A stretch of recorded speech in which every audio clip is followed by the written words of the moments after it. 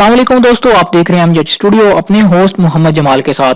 Saudi अरब के हवाले से दो बहुत ज्यादा पूछे जाने वाले सवालात के जवाबात के लेकर वीडियो बना रहा हूं। दोस्तों, ये सवालात अमूमन दोस्त पूछते हैं कि सऊदी अरब में इकामा एक्सपायर होने के बाद कितने महीने तक मुल्क में रहा जा सकता है।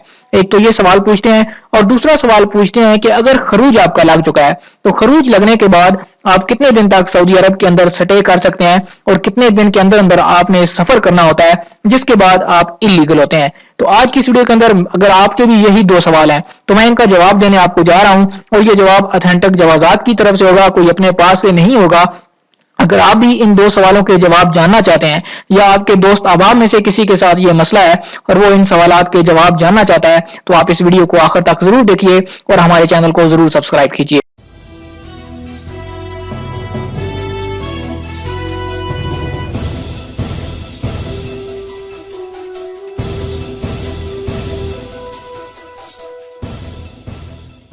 जी तो दोस्तों, सबसे पहले हम बात कर लेते हैं पहले सवाल की।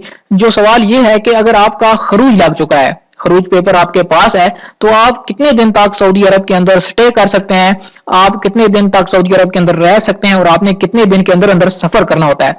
तो इस सवाल का जवाब दोस्तों ये है कि जब आपका खरूज लगता है, खरूज निहाई जब आपका लग जाता है तो आपके पास 60 दिन यानी 2 महीने का टाइम होता है।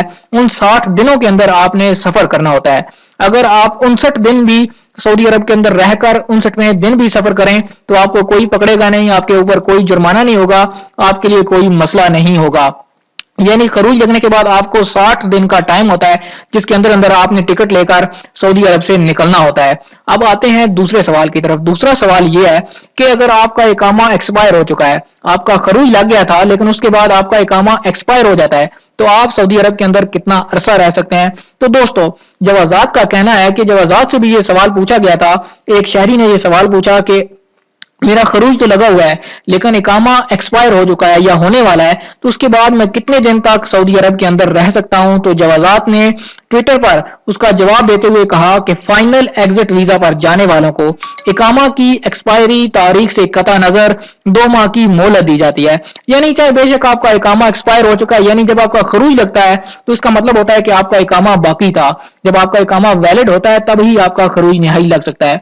जब आपका खरूज निहाई लग जाता है, चाहे आपके इकामा में 1 दिन बाकी था, 2 दिन बाकी थे, हफ्ता बाकी था, लेकिन जब आपका खरूज निहाई लग चुका तो अब आपके पास 60 दिन का टाइम है।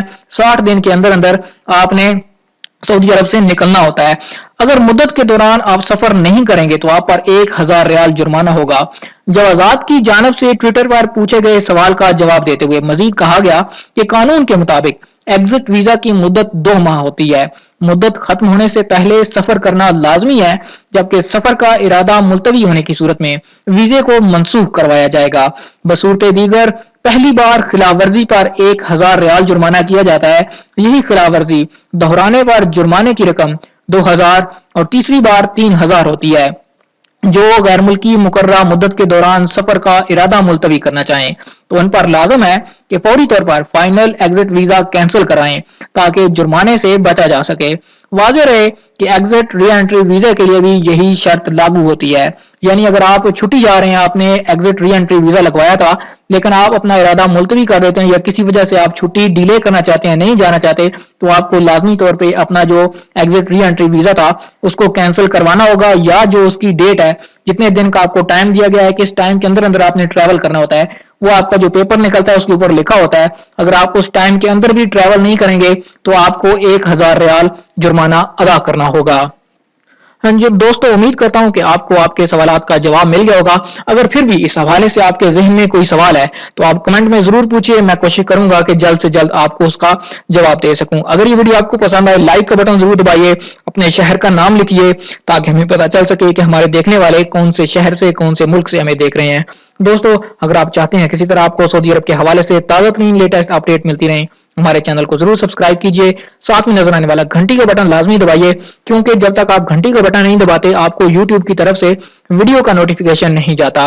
और अगर आपको वीडियो के नोटिफिकेशन नहीं मिले तो आप यूट्यूब में जाकर एमजेड स्टूडियो लिखिए, वहां पर आपको हमारी latest news, latest updates, latest video मिल जाएंगी। आप वहां से भी वीडियोस को देख सकते हैं।